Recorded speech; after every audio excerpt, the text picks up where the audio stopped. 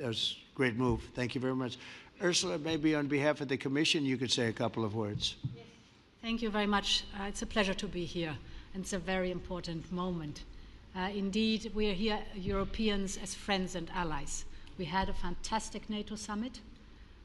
Together as the two largest and biggest economies in the world, we had the largest trade deal ever agreed. And now we are here to work together with you on a just and lasting peace for Ukraine. Stop the killing. This is really our common interest, stop the killing. And indeed, it's very good to hear that we're working on the security guarantees, Article 5 lies security guarantees, so important. But I want to thank you also that you mentioned the thousands of Ukrainian children that have been abducted. And as a mother and grandmother, every single child has to go back to its family. This should be one of our main priorities also in these negotiations, to make sure that the children come back to Ukraine, to their families.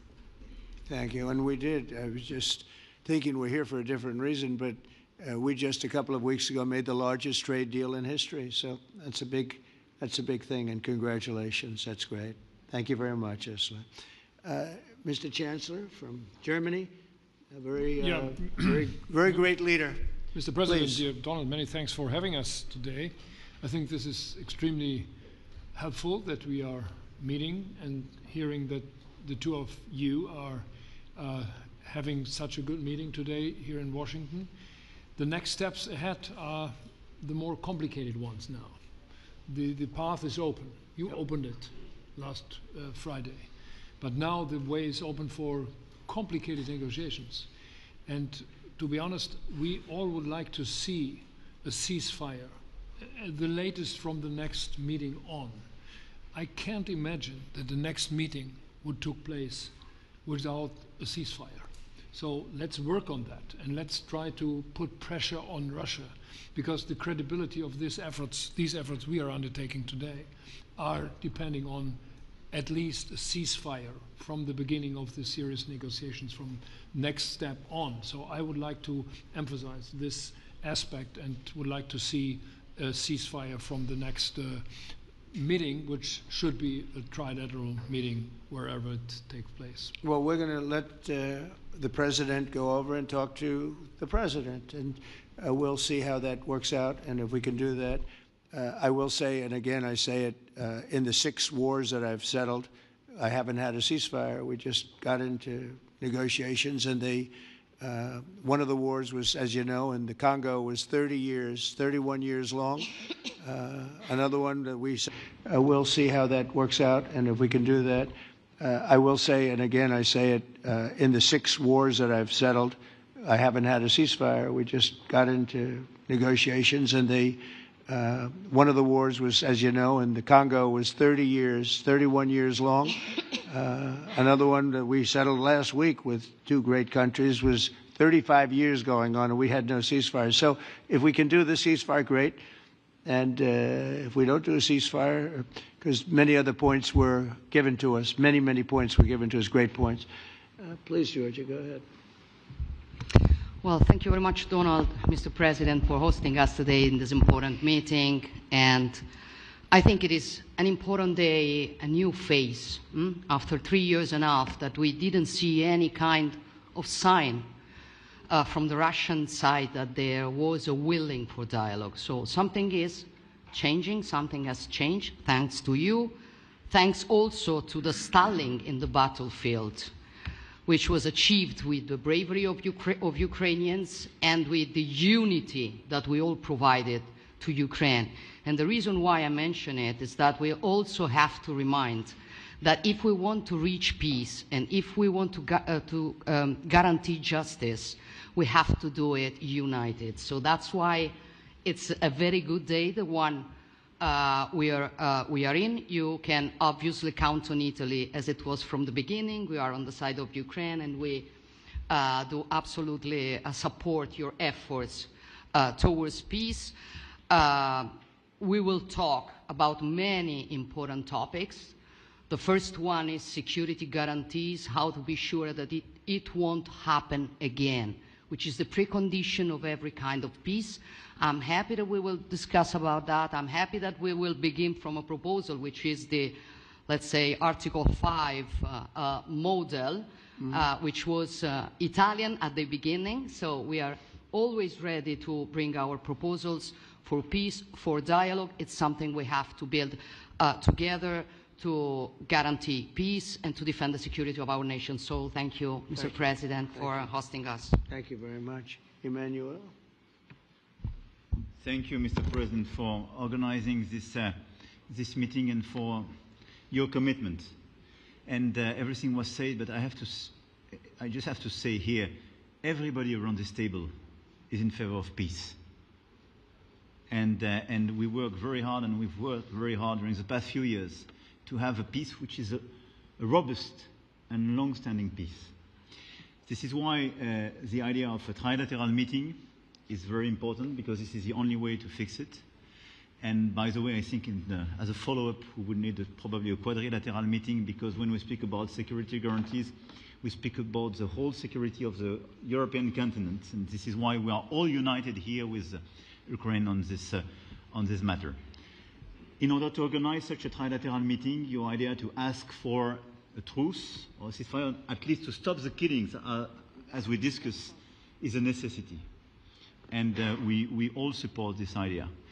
And in order to have such a long-standing peace for Ukraine and for the whole continent, we do need these security guarantees. And the first one is clearly a credible Ukrainian army for the years and decades to come. And the second one is our own commitment, all of us.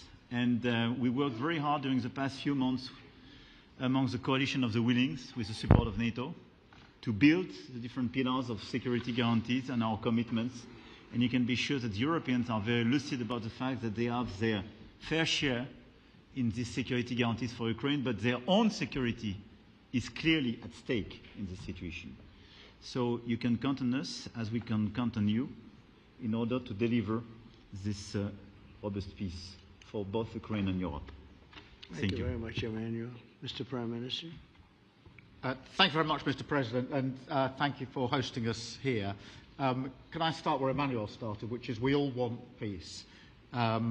The war in Ukraine has had a huge impact, particularly on the Ukrainians who've borne the brunt of it, but it's also had an impact on Europe and on the United Kingdom. There's not a family or community that hasn't been affected. And when we talk about security, we're talking about the security not just of Ukraine, we're talking about the security of Europe and the United Kingdom as well, which is why this is such an important issue. I think this is such an important meeting. As a group, I think we've had a discussion on the phone a number of times, Mr. President, but be able now to be around the table to take it forward. And I really feel that we can, I think, with the right approach this afternoon, make real progress, particularly on the security guarantees, and your indication of security guarantees, of some sort of Article 5 style guarantees, fits with what we've been doing with the Coalition of the Willing, which we started some months ago, bringing countries together and showing that we were prepared to step up to the plate when it came to security. With you coming alongside, the US alongside what we've already developed, I think we could take a really important step forward today. A historic step, actually, could come out of this meeting in terms of security for Ukraine and security in Europe. I also feel that we can make real progress towards a just and lasting outcome. Obviously, that has to involve Ukraine, and a trilateral meeting seems the sensible next step. So thank you for being prepared to take that forward, because I think if we can ensure that that is the progress out of this meeting, both security guarantees and some sort of progress on trilateral meeting of some sort to bring some of the difficult issues to a head, then I think today will be seen as a very important day in recent years in relation to a conflict which has gone on for 3 and a bit years, and so far nobody's been able to bring it to this point. So I thank you for that. Well, thank you very much. And, you know, it's very interesting because this is the first for the White House. You can't say that very often. It's seen a lot over the years, since 1800, 1799, to be almost exact. But this is the first where we've had so many prime ministers, presidents, the heads of European nations. And by the way, Alex, I'd like you to say a couple of words too. You're a young, powerful man. Before I finish up, I want you to say a couple of words. Go ahead. I'll take the notion of youth back to my wife and try to convince her. Thank you very much, Mr. President. I think in the past 2 weeks we've probably had more progress in ending this war than we have in the past 3.5 years. And I think the fact that we're around this table today is very much symbolic in the sense that it's Team Europe and Team United States helping Ukraine. And the progress that we're looking out of this meeting is about the security guarantees, which are a big part of this. And then, of course, moving towards a process with a trilateral meeting with you and President Putin and President Zelensky. Some of the international media might wonder, why is the President of Finland here? I think the reason is probably that we might come from a small country, but we have a long border with Russia, over 800 miles. And we, of course, have our own historical experience with Russia from World War II, the Winter War and the War of Continuation. And if I look at the silver lining of where we stand right now, we found a solution in 1944, and I'm sure that we'll be able to find a solution in 2025 to end Russia's war of aggression and find and get a lasting and just peace. The situation is very difficult, but that's why we're here. Thank you, Alex, very much. Good job. So we're going to be meeting for a while, and we're going to discuss some of the issues. And I don't think there's any issue that's overly complex. It's at a point now where people want to do things. I really do believe. I've known him for a long time. I've always had a great relationship with him. I think that President Putin wants to find an answer too. And we'll see. And in a certain period of time, not very far from now, a week or 2 weeks, we're going to know whether or not we're going to solve this, or is this horrible fighting going to continue. We'll do our best to get it ended. And I believe you have two willing parties, and usually that's good news, but two willing parties that want to make a deal. And we'll journey together, and we'll go over, and we'll see if it can be done. And it's possible it might not be able to be done. On the other hand, it's possible it will, and we're going to save thousands and thousands of lives a week. And so it's something we really have to do. And or at least we have to give it our best. It's all you can do. You can give it your best. But I think we may have a very good outcome. So I want to thank you all, and the media, I want to thank you. We're going to be staying here for a little while. Then we're going to walk over to the Oval Office, and we're going